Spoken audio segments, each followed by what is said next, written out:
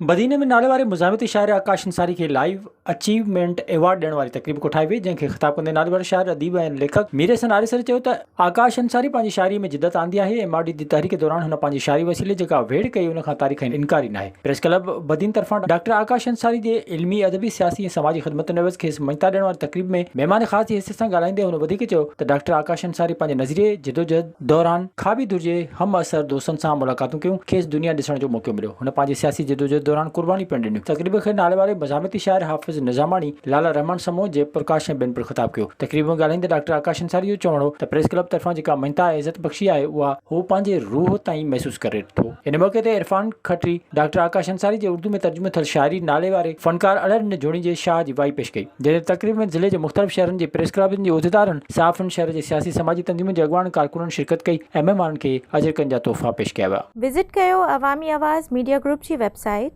awamiawaz.pk।